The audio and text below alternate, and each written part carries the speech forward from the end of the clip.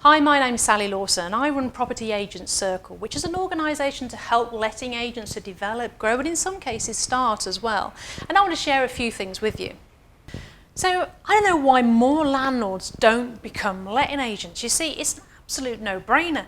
As a letting agent, it seems to fit all things that a property investor needs. You see, so many landlords I speak to as I'm speaking around the country at different events say to me that one of the main things they get concerned about or get stuck with or have problems with is finding deals, finding properties to buy, finding those little gems, those little diamonds amongst all the rubbish that's out there. But you know what, when you own a letting agency, those diamonds just walk through the door.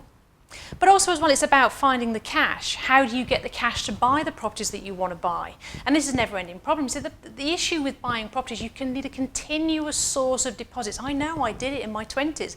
I built up a £2.7 million worth of property portfolio in my early 20s. I know what it's like. I remember my first property actually buying it with a credit card as a deposit. So I know what it's like when you first start finding those cash deposits to be able to continue to buy properties. So how do you do it?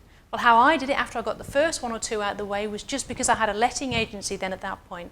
And that just generated the cash so that I could use that for deposits to buy the properties. So first of all, I had the cash coming through the door from the business, and I also had the leads coming through the door as well to be able to get the deals that I wanted to get. And over the next 10 years, I built up my property portfolio as a result. But then you've got another problem. You see, then the situation you've got is you've got 10, 20, 30 properties, which all of a sudden is making your phone ring. You've got tenants moving out, you've got tenants moving in, you've got people not paying, maybe you're using a letting agent, maybe you're not, you've got to manage them. And all of a sudden you've got a challenge on your hand because you're now pretty much a full-time job property manager.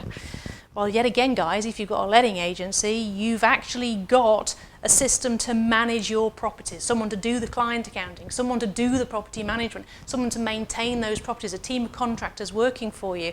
So it sort of all fits all sizes. It gives you the cash, it gives you the leads, it gives you the property management solution. But it doesn't end there. You see, when you're a property investor, you're pretty much playing a capital appreciation game or a cash flow game, depends on your strategy. But what you're doing is you're building assets. And that might be because you want to sell them and have cash in at some point in the future. It might be because you want to retire and have a retirement income. It might be you want to leave a legacy for your children. But guess what? Out of all of those strategies, business is taxed much more preferentially than property is. So I just want you to bear that in mind. But let's have a look at the asset building strategies for 1 second. At the moment, letting agents are selling at no less than 2 times turnover. A good, well-run professional letting agency is being sold on the market regularly at 2 times turnover. What that means is if you do what would be expected and achieve a turnover of say £700,000 in the next 5 years, so what I'm saying is if your business in 5 years time was a letting agency turning over £700,000, your business would be worth what? Exactly, 1.4 million. So not only are you paying the cash flow game and getting a continuous residual stream of income coming in every month, you've got the leads coming in through the door, you've got the property management solution, you've also got a situation where your business itself is growing as a profitable developing asset. And what I like about that is it's an unleveraged asset.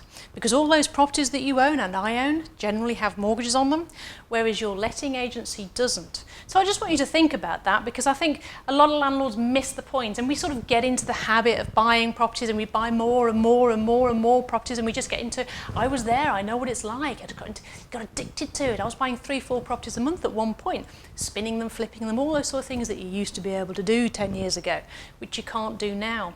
But times are changing. And if you look at a lot of the businesses now that are becoming the gazelle corporations of our world today, Alibaba, Uber, Airbnb, Facebook, Google, you name it, they're big, big corporations which are built on scalable assets. And what that means is they're not buying things like gold or stocks or oil.